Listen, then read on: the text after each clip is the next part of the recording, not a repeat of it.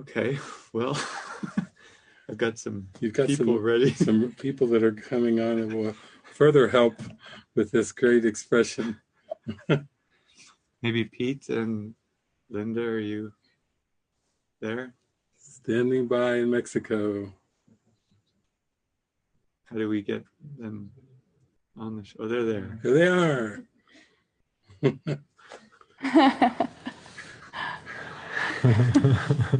Hi, guys. Hi. For sharing the space with me.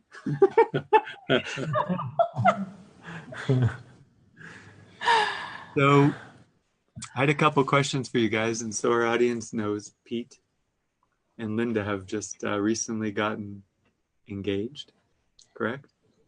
Yes. Correct. Yes. And Linda's come over from Europe and is just been a berry. We call it a berry, a strawberry, someone who's just there to help serve to get strawberry ready and really come deeper into mysticism and wake up. And I had a connection with her over in Europe with Kirsten and Ricky together, and we invited her over. And Pete has been with us for, what is it, Pete, 7, 8 years now? About 8 years. About 8 years. And Pete, having been with us for about 8 years, you've had little dabs and openings with relationship, and now you've met Linda and gotten engaged. And what I was kind of curious about was, can you share your experience of meeting Linda? And then my deeper question comes after that, so I'll let you.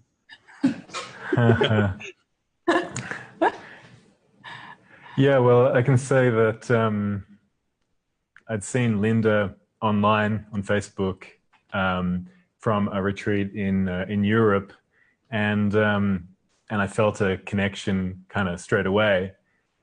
And yeah, there were three.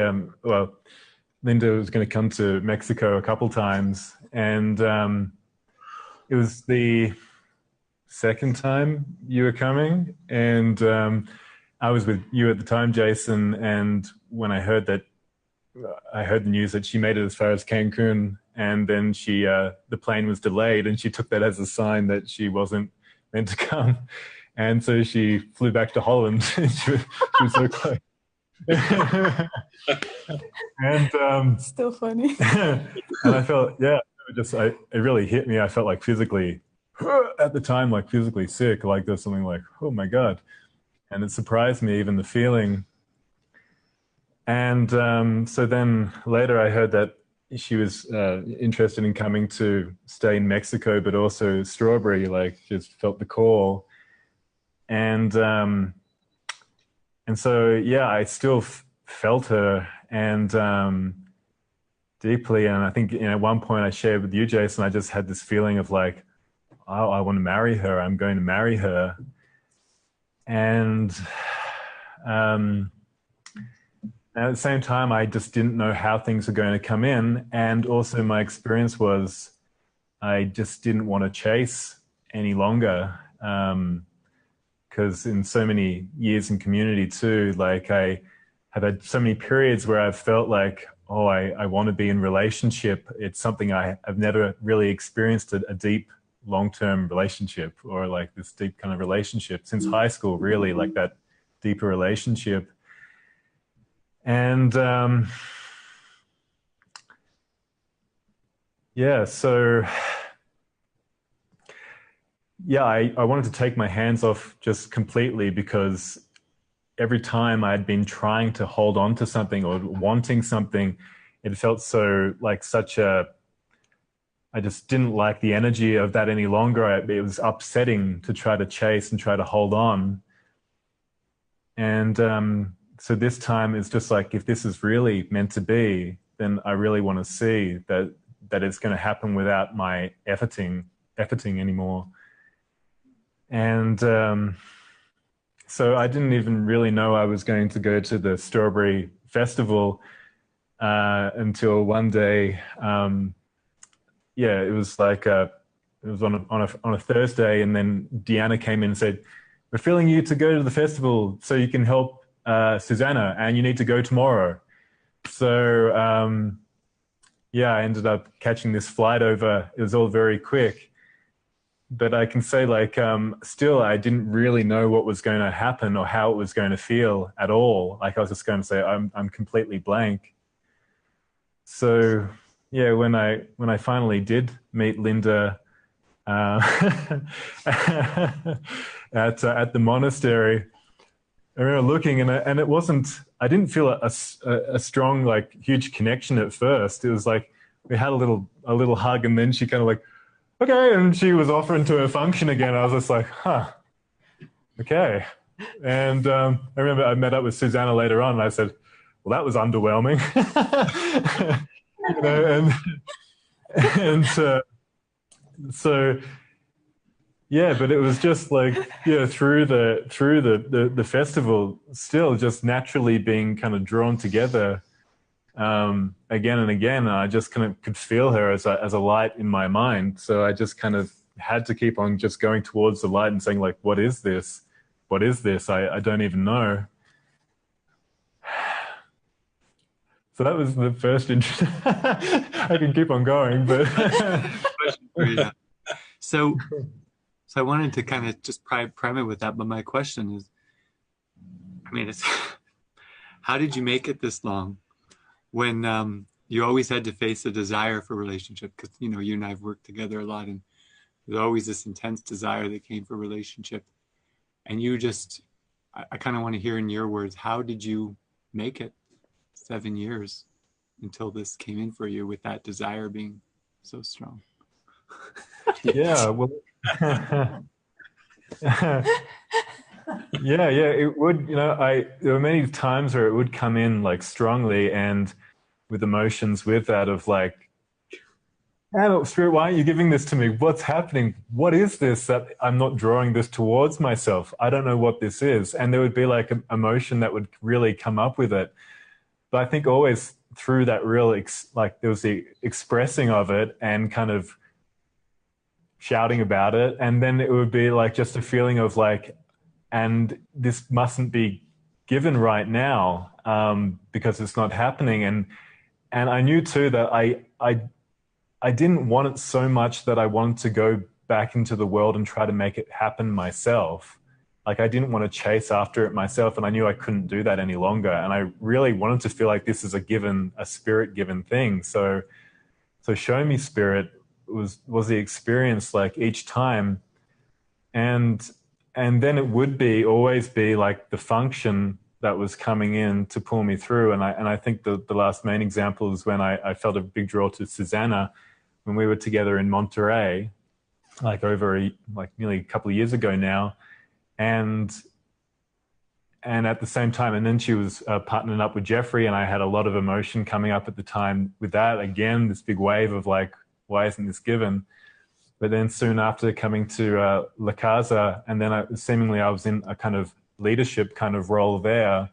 And my mind was so completely used with that at the time that I didn't have space to think of relationship any longer. It was like I was so completely, I couldn't go anywhere else. And in those moments, I didn't feel any desire for a relationship either. And it's been that way through the years. Like when I'm so into what I'm doing, then the relationship thoughts aren't actually there in those times. So it's been that way. But I kind of feel like the desire, especially in the past year, had lessened so much more when I had just been kind of in the flow of like, I don't know, trusting that I don't know, like I think especially when the leadership things kind of came in more for me, my mind was being so fully used in that way that everything else, that the desire had lessened so much. You found a space to go to that kept you clean and happy. Yeah. Yeah, that I didn't want to chase, no desire to chase anything any longer that wasn't really given. And Linda, you're new to community. You've been here 6-7 weeks now. And this arranged marriage came very quickly because some of you might know, I think it was my last show 3 weeks ago, we actually talked about arranged marriages. And David had actually said something to Linda in a gathering when she was concerned about whether she should be with a certain partner or not, or how should she think about all this. And David gave this beautiful talk about basically the script is written. You need not concern yourself for anything of time and space, including which bodies were to come and go. And then within 3 or 4 days, Pete showed up, and you guys could feel that this marriage was being arranged by Jesus for a deepening. I was wondering, how is this different for you than, because you've had relationships before you came into community. Can you feel something different with this than that, and just share that experience? Yeah. Yeah, I've been in relationships before, like almost constantly. And so that's quite the opposite of you. Yeah, it's like stepping back, really, because before it was like, I want, I need, and it was the chase, like all the time, just getting my needs. And now it's stepping back and just watch my mind and feeling that my joy is not in fulfilling my needs, but it's in like letting go and trusting all this and how this will all work out. So it's a major difference. Yeah, it really is. And it's like the connection right away. It was like on a deeper level. It wasn't really personal. It wasn't like it is Peter, but it's something deeper than that. That's what I felt. Yeah, we've called that the link over the years, and it's a very hard to describe until you've experienced that non-personal feeling of Jesus arranging an assignment.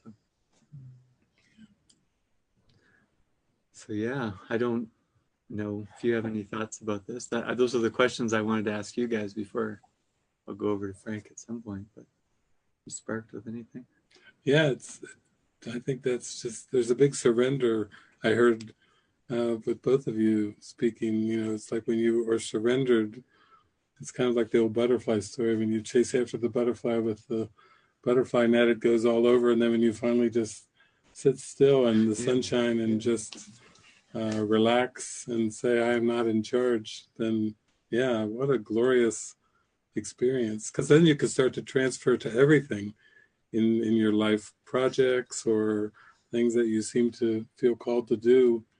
It's more that I am not in charge, do it through me, and then, take me all the way, into that state of mind where there's no thought of doing, or you've been using that word like arrange. It's spirit arranged is the opposite of the ego arrangement, because the ego arrangement is like the chase that you both talked about, where it's just like such a pursuit and so much energy and work going into that, like nonstop push, and this is it's delightful. It just washes away all the cliches too about relationships where they're hard work, and it's almost like people have described marriage even as a ball and chain. I mean, my gosh, that's describing it as a trap, as slavery or something, whereas actually it's who's inspiring it, which motivation is underneath it is the key, really, with everything, but including marriage. If it's inspired, it will be used in the most glorious way that sends out a huge blessing to everything and everyone, and as will the whole relationship be used in that way. And if it's based on need and lack, then it's just it's an idol. And then Jesus says, seek not outside yourself, for it will fail, and you will weep each time an idol falls. And so you can see that that's why you want it to be spirit guided, spirit arranged, because it's being used as a blessing. And then the ego always is trying to shift from one idol to the next and looking for some kind of satisfaction through having something, possessing something, owning something, or even pursuing something. Even the pursuit itself, not getting it even is a thing. Yeah. So what a blessing! I feel it's a great honor for us to watch and to hear from you both. And yeah, you've got a lot to share, a lot to give, and Beautiful. Yeah, it's great we get to share it with the whole audience world too, because we've all felt that this union was really going to bless the whole world, the community in the world, because it would stabilize and inspire the mind, and many fruits will come of it. So yeah, thank you. Thank you. Thanks so much.